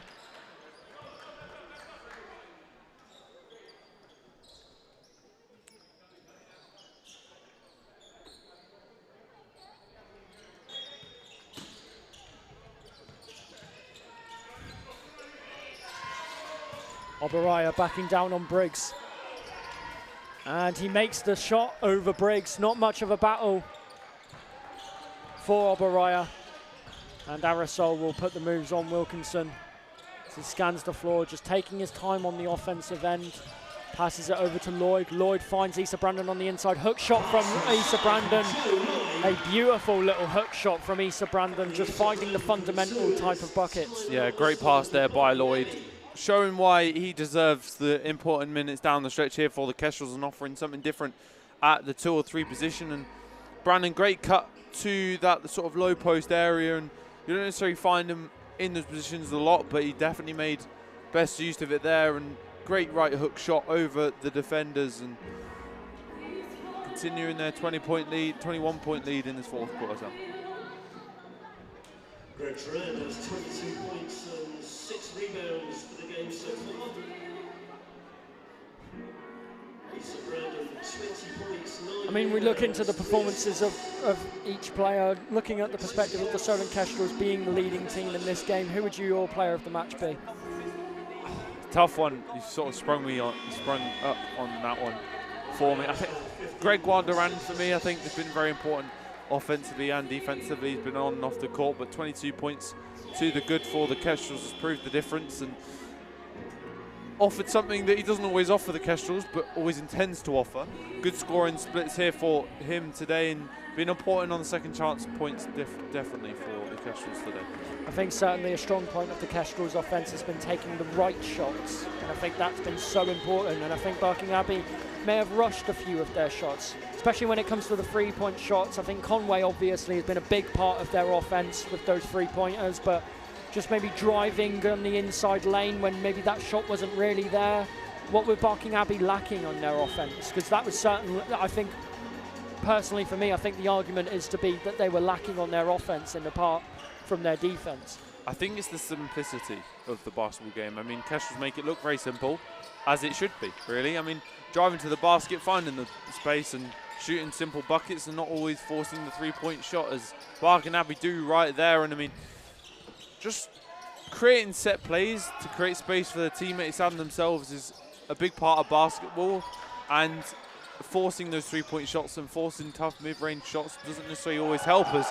Andre Aerosol makes his defender touch the floor, and it's almost as if he slipped on a banana peel there, and Andre Aerosol thinks about the mid-range shot. Pump fake, Brandon drives it into his defender, spin move. No travel call, but Briggs gets the ball and simple floater up into the basket, and he gets his 4th point of the game. And I must say, Riven, how dare you steal my banana joke from me? I didn't. You said banana split Sunday, but I said banana skin, so each their own, Sam. Issa Brandon on the inside over to Briggs. He backs down on Mabaya, loses control of his dribble, and it will be turned over to the Barking Abbey. 1:18 left on the clock. Not much time now for really anything from either side as Oberaya comes on now for Taiwo, it seems. And Kestrels will likely look to just gain possession of the ball, take their time, and just run the clock as much as possible. Yeah, continue the use of the 2-3 zone. That's been the key defensive formation for today, and it's probably been the difference maker defensively for them today. It's definitely impacted the Barking Abbey scoring, and it's been useful for them as Briggs almost comes with the rebound. Grippy pushes ahead. Finds Durand, pump fake, thinks about the 3, drive to the basket, gets the dunk. Statement of intent for Gregoire Durand. Gregoire Durand with the bucket. And timeout called by Barking Abbey, I believe. And Kestrels now 23 points to the good, and 50 seconds on the clock. Good run out here by the Solent Kestrels. And looking from the perspective of the Barking Abbey, what are they going to look to do next time out? How are they going to respond from a loss? They're unbeaten. It's going to hit them a little bit mentally and psychologically, the fact that they've been unbeaten, they've been this powerhouse in the Division 2, but now they've actually been delivered their first loss away from home. How are they going to try and bounce back from that? The mentality of basketball can be very difficult and very strenuous, to say the least. And I think a loss like this, when you're unbeaten for such a long time, I mean, for them, it'll be a big hurdle to overcome and make sure they don't continue losing, especially in the way they've lost today. I mean, if it was a close loss, it'd be understandable, but they're losing 23 points down to a Southern Kestrel team who are very good this season. But I think it must be known that Barking Abbey are a very good team themselves, and for them, I think if I was their coach, I'd look ahead at their next game, and I think it's important to keep their heads up and make sure that they sort of continue the form they had at the start of the season, and for them look to win the league basically. I mean, Kestrels can be a very good contender for that, and come crunch time in the playoffs, it could be pivotal in a game like this where you've got the mental edge over the Barking Abbey themselves already, where you're winning by 23 points. If you play each other in the playoffs, it'll be in your mind before the game to say, we've beaten them once, we can beat them again. Absolutely right, and the foul will be called on Aerosol as Wilkinson tries to blow by him. Andre Aerosol called for the foul. And there'll be 14 seconds left on the shot clock, 44 seconds left for the remainder of the game. And Gregoire Durand collects a steal off of quite a lazy pass and the block, but it will be a goaltend once again. A little bit of a lazy pass from Conway, even though the game is kind of over. It's a 25-point lead. I mean, it doesn't really make too much of an impact to the result of the game, but you don't want to be giving away things like you don't want to be giving away turnovers like that at the end of the game, regardless of the score. No, I mean it's sort of just being complacent, and that mental edge that Southern Kestrels have had over them the entire game continues to play a role, and Gregoire Durand using that slow step to his advantage and slowing the tempo down when driving to the basket has proved different. The difference today is Garippi. Great mid-range there, and Durand picks up his 26th point, and Garippi picks up his 12th. Great showing by the Southern Kestrels with 17 seconds left on the shot clock. And there's going to be 14 seconds left on the shot clock, but the Southern Kestrels are going to go for more, and a foul is called. And you just see Matt Guyman there telling his Kestrels player that keep the tempo going, keep going. There may be 9 seconds on the clock, but we want to show them what we're like. We want to show them that we're the better team on the floor today. We may be 27 points up, but we need to continue showing that and lay a mark on the Barking team. And I think very much the Southern Kestrels have made a statement of work smarter rather than harder. And I think whilst Barking Abbey have shown hustle, they've shown effort, and they've shown that sort of energy, they haven't had that sort of finesse and that elegance to pull through on a lot of that energy. And I think that's what's mattered in today's game. Exactly, Sam. 9 seconds left on the clock.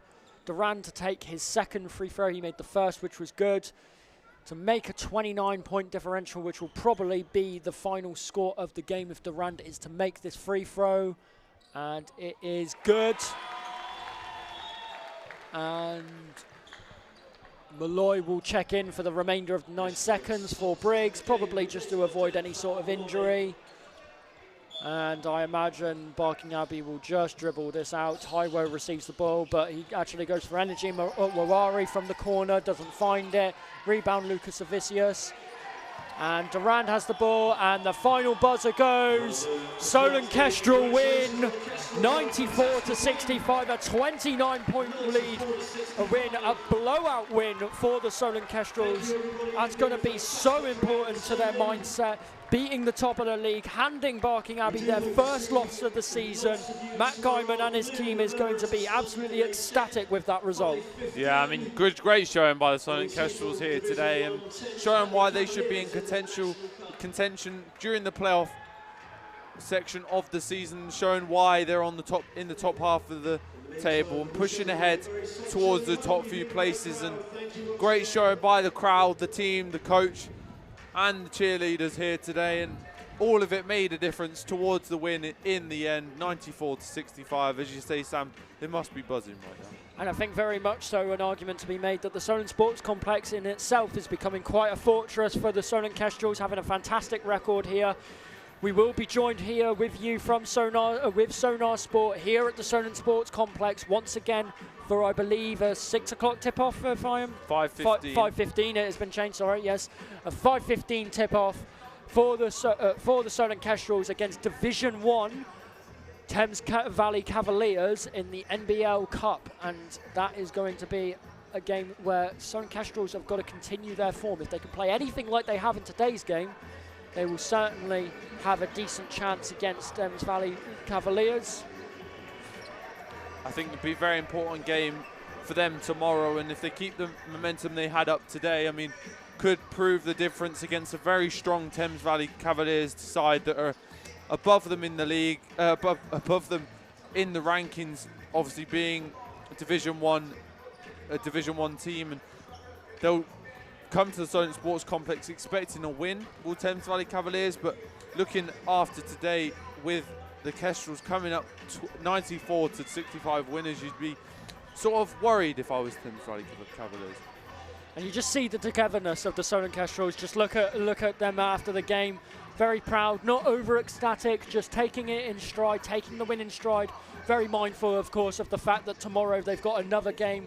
It's going to be not only a bit of a mental strain, but a physical strain as well. Getting up, having to prepare their body, having to prepare themselves to get back out there on that court with that crowd in front of all those people. And talk to me a little bit about the Thames Valley Cavaliers, just very quickly. Yeah, I mean, Justin Robinson and Edmure Lucas, their main priority scorers 15.9 and 15.6 points per game, respectively, in a very difficult Division 1 league this season. And I think percentage-wise, very strong team in terms of scoring. I mean, they put up a lot of shots, especially Edmure Lucas with 57 shots a night. And I think it'll prove the difference tomorrow whether they make those shots or not. And I think if the Kestrels can play tomorrow a lot like they did today, it will definitely prove the difference. And there's that man, as you can see on the screen, Issa Brandon being a pivotal role in today's game. 20 points on the board. Gregoire Durand also having 28 points of his own. A fantastic team showing as well. A lot of the scoring load shared between multiple players. You've got another performance. I mean, similarly in the last game against, just remind me who the team was that they played away last time out? Start away? Yes, last game, the Solent Kestrels.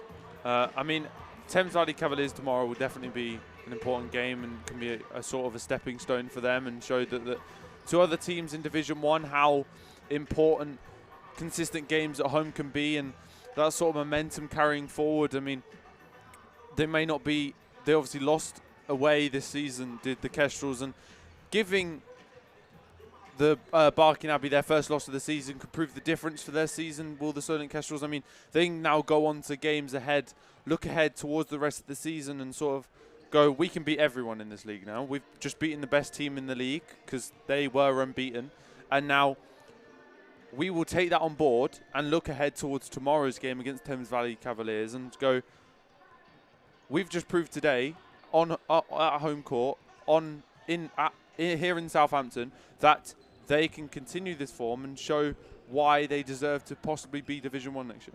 And it's very much one and done in the Cup as well. If they do not win, of course, they're out of the Cup. That's it. But what kind of role does the Cup play for those teams that are in Division 2? It allows them to get those upsets. It allows them to get those wins. But you saw very much so there with the Kestrels. They were able to beat a team like Barking Abbey. They weren't necessarily expected to, even though they were at home and they have had a very impressive record at home. We weren't especially expecting to, certainly not in the way that they have with the 29-point deficit. But the fact that they've done that, if they come out of the Cup, is there some benefit to that? So then they can fully focus on the league, because at the end of the day, getting far as you can in the Cup is great. That's fantastic, and what that can bring to the team, especially playing against bigger names in the Division 1. But would it be beneficial maybe to come out of that Cup? I think yes, but no. At the end of the day, you'll play more games in the season. It's not necessarily ideal playing 2 games in a row over a weekend, but it'll be interesting to see how they take that on the chin and whether they show their sort of fatigue through the season, playing more games in the Cup. But for them, I think it will just be an extra stepping stone to keep the momentum going in the league and help them towards promotion to Division 1 next season. Well, fantastic. Well, you have joined us at Sonar Sport here to see the Solent Kestrels versus the Barking Abbey. The final score line today was 94-65, a 29-point differential between the Solent Kestrels and Barking Abbey. Barking Abbey have been handed their first loss of the season, and the Solent Kestrels will now look forward to the Thames Valley Cavaliers tomorrow at 5:15 in a cup game, which will be very important. My name is Samuel Williams. I've been joined here by Riven Corbett, and we hope you join us again at Sonar Sport for tomorrow for another rendition of our service. Thank you very much, and we hope you join us next time.